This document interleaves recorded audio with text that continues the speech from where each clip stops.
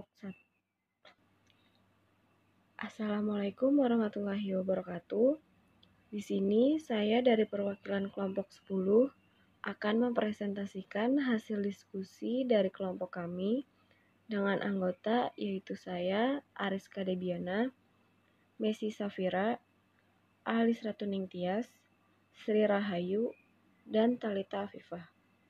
Dan selanjutnya akan dilanjutkan oleh rekan saya untuk menjelaskan inti pasal beserta contohnya. Bismillahirrahmanirrahim. Assalamualaikum warahmatullahi wabarakatuh. Saya dari perwakilan kelompok 10 Kode Etik ingin menjelaskan tentang pasal 73 hingga pasal 80.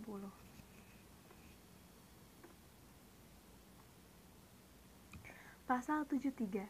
Informed consent dalam konseling dan terapi. Informed consent adalah persetujuan yang diberikan oleh klien atau keluarganya atas dasar informasi dan penjelasan mengenai tindakan medis yang akan dilakukan terhadap klien tersebut.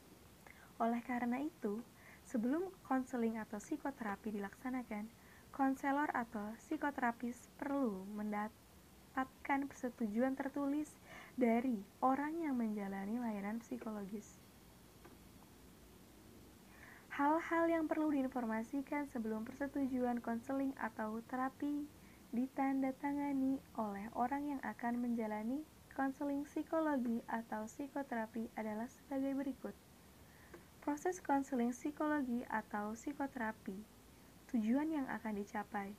Biaya, keterlibatan pihak ketiga jika diperlukan, batasan kerahasiaan, memberi kesempatan pada orang yang akan menjalani konseling atau terapi untuk mendiskusikannya sejak awal. Tujuan informed consent bagi seorang psikolog atau ilmuwan psikologi berguna untuk menunjukkan adanya rasa aman pada saat penelitian atau yang lainnya. Dan bagi pasien, informed consent berguna untuk alasan melakukan gugatan kepada psikolog atau ilmuwan psikologi jika terjadi sebuah pelanggaran. Contoh kasus pasal 73. Dalam kasus tidak ada draft kontrak antara HM tersebut dengan psikolog sehingga ibu kesulitan untuk melaporkan kepada pihak yang berwajib tentang persoalan ini. Pasal 74. Konseling psikologi atau psikoterapi yang melibatkan keluarga atau pasangan. Jika seorang psikologi mendapatkan klien seorang yang masih terikat hubungan darah dengannya seperti keluarga atau pasangan dalam kurung suami atau istri, maka harus memperhatikan beberapa hal. Salah satunya adalah tidak boleh didasari atas hubungan atau pengalaman. Harus dilakukan sesuai kadar yang dibutuhkan oleh klien.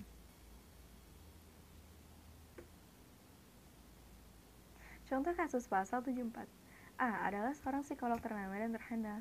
Dia mempunyai seorang bapak yang bermasalah dengan kejiwaan skizofrenia. Lalu bapak tersebut dibawa oleh ibu ke biro psikologi si A karena ibunya percaya dan ia berharap ditangani sendiri oleh anaknya yang terhandal tersebut bisa pulih kembali. Setelah dibawa ke si A untuk mendatangkan hati seorang ibu, dia mengatakan bahwa bapaknya tidak sampai ke tahap sakit jiwa.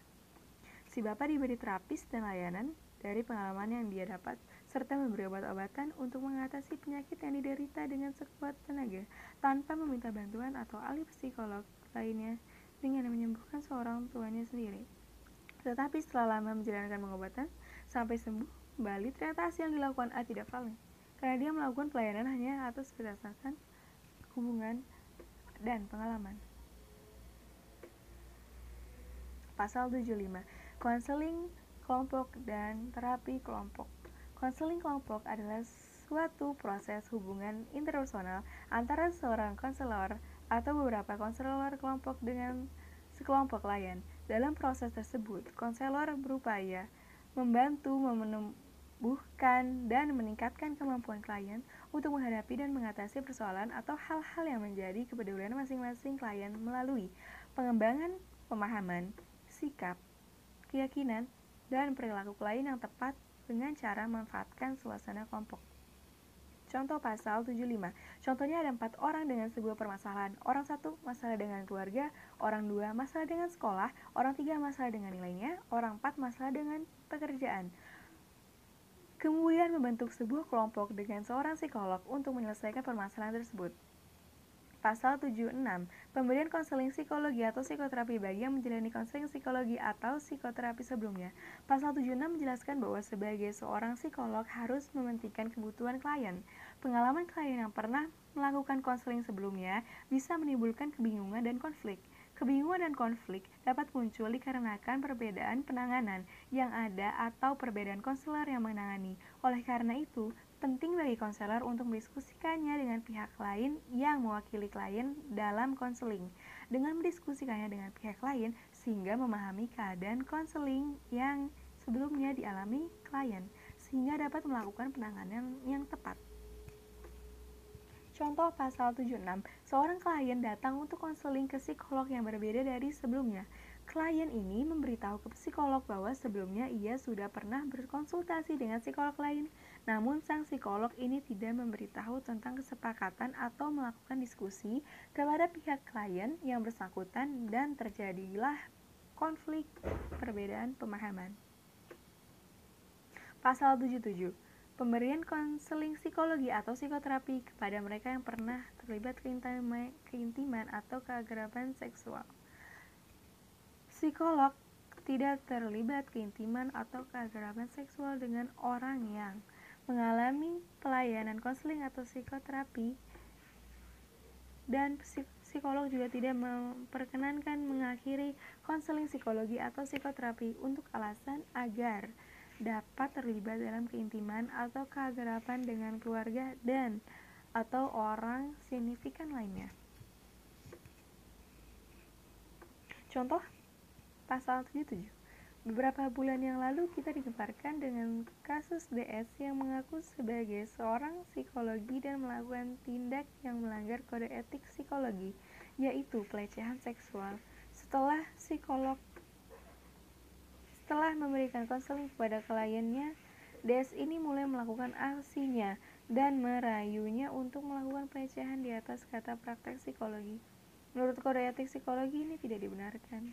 Karena dalam pasal 77, seorang psikologi tidak diperbolehkan memiliki hubungan intim atau kekerabatan seksual dengan klien.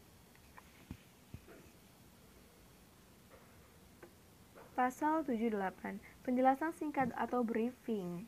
Setelah konseling psikologi atau psikoterapi, psikolog memberikan penjelasan singkat segera setelah selesai pemberian konseling atau terapi, dalam bahasa yang sederhana dan istilah-istilah yang dipahami masyarakat, agar klien memperoleh informasi yang tepat tentang sifat, hasil, dan kesimpulan konseling atau terapi. Contoh pasal 78, ketika klien diberikan penjelasan singkat dengan bahasa yang mudah dimengerti setelah konseling, sehingga meminimalisir kesalahpahaman. Namun, boleh juga sang psikolog menahan informasi ini jika dinilai dapat memperburuk kondisi sang klien. Pasal 79, penghentian sementara konseling psikologi atau psikoterapi. Psikolog saat menyepakati kontrak dengan orang yang menjalani pemeriksaan psikologi sehingga terjadi hubungan profesional yang bersifat terapeutik, maka psikolog tersebut senantiasa berusaha menyiapkan langkah-langkah demi kesejahteraan orang yang menjalani terapi, termasuk apabila terjadi hal-hal yang terpaksa mengakibatkan terjadinya penghentian terapi dan atau mengajukan kepada sejawat psikolog lain sebagai rujukan.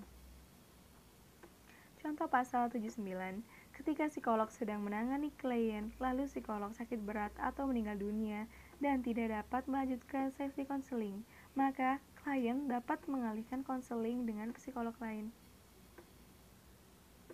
Pasal 80, penghentian konseling psikologi atau psikoterapi.